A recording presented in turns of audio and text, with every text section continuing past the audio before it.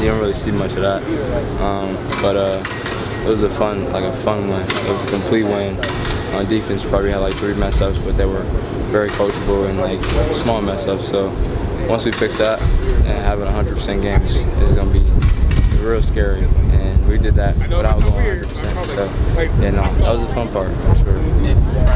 From Saturday? Not at all, not really. I kind of knew what I was getting myself into from the spring game. 50,000 people in the spring game is great. Like, it's unheard of. So now having a packed palace is definitely running out of tunnel was extremely fun. But no, it was pretty much exactly what we knew it was going to be. So. You have to say anything to Peyton, calm him down? Oh no, he was real poised. Surprised me a little bit because he was having some freshman days before that, mentally struggling a little bit. But we were always there, to, make sure he was in the right headspace, and then he came out and did his thing. He had a really good game. Ted talked a lot about, obviously, when you have the offensive line like they were on Max Protect, that there has to be a lot of communication. Mm-hmm. What did that look like on game day and in situations like that? What is the communication like in moments like that? Yeah, I mean, it's exactly what we do in practice. Just making sure when things change and move, that we know exactly what we got to do and what to talk about and who to talk to. That's the biggest part. And making sure where everybody is not church spots. We have played against OU for a few years. You probably had an idea of kind of what their defense is like, or what the reputation's been like. What's maybe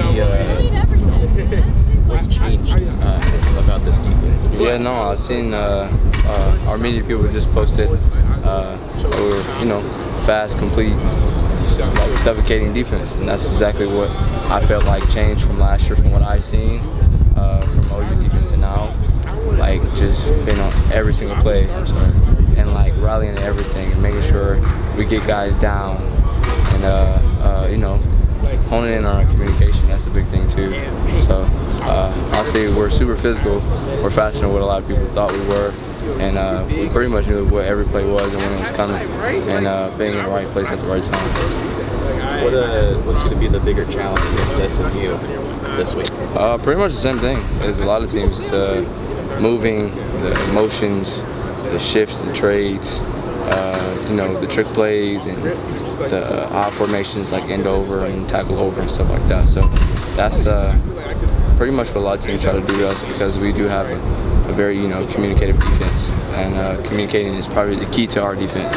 And anything that a team can do to make us communicate more, they feel like they'll win. But that's what this week's for preparation and being prepared for every day in practice and the game. So.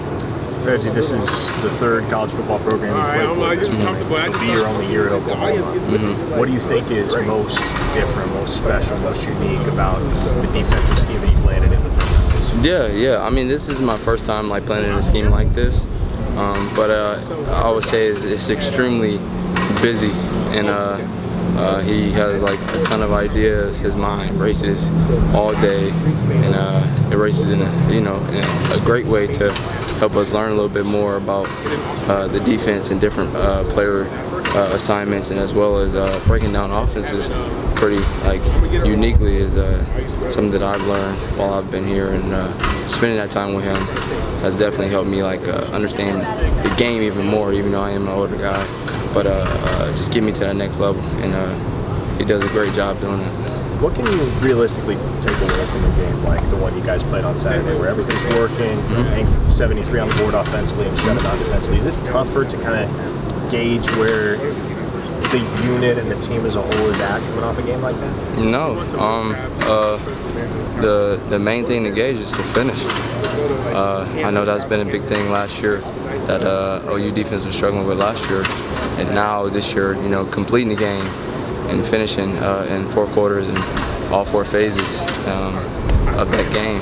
That was the main thing to pay attention to. The main thing to take away from the game is making sure that we did finish in a high caliber team that we are. Reggie, talk a little bit about the test that the SMU offense presents. Yeah.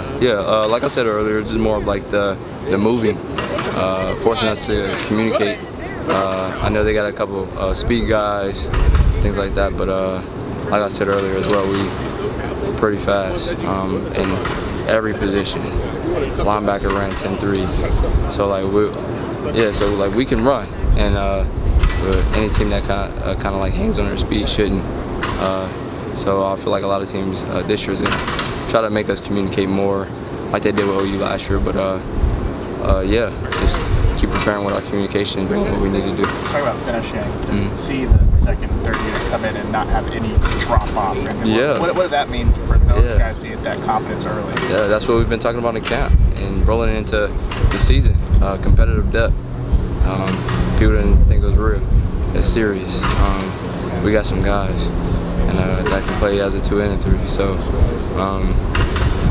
that's more of like the finishing part for us, is that we know we can trust guys in the game, and we know that they know what they're doing, and you know, keep challenging every player and myself to finish. Anybody from those younger guys stand out when you guys went back through the film on Sunday? Yeah, I mean, not even in film, in a game, watching Peyton. He came and played. He did his thing. He tackled very well. No mental errors, and proud of him. So that's probably the main guy that I pay attention to. Then offensively, of course, Jackson, you know, went 11 for 11. So that's special. It's very special. I've seen a lot of high caliber freshmen QBs come in and didn't do that. So being able to see him do that at the highest level is very special for him. Was there anything that was like a pleasant surprise to you when you're, in the game?